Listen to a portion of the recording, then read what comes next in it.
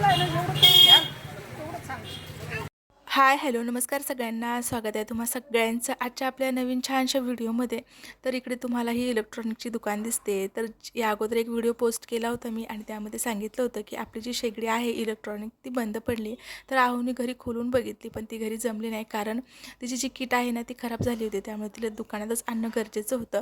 तर तुम्हाला इथे काका दिसतात, ते दुकानदार काका, त्यांनी जे आहे ना तो खूपच छान असा एक सल्ला दिला आहे मोलाचा. तर तुम्ही नक्कीच व्हिडिओ कंटिन्यू बघा, जेणेकरून ते काय बोलत आहेत आणि ही शेगडी कशा पद्धतीने वापरावी त्याची त्यांनी थोडक्यात माहिती दिली आहे.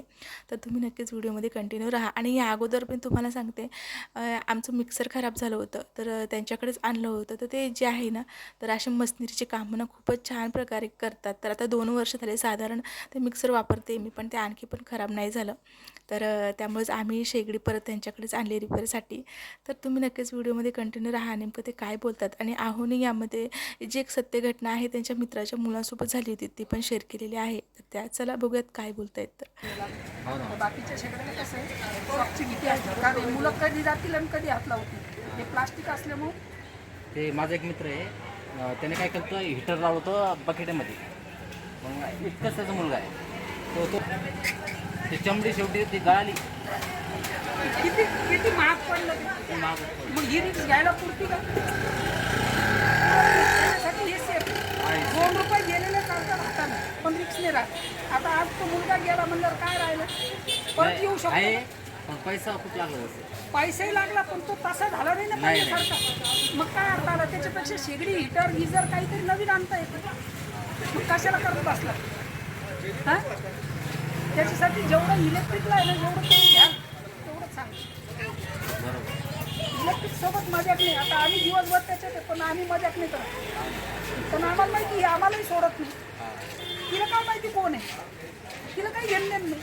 लहान मोठं कसं असू ते. काहीच नाही, तिला काही नाही समजत. ती वायर मधला तर नाही सोडत, तर मला काय सोडणार आहे? बरोबर. त्याच्यामुळे रिक्स आहे दादा.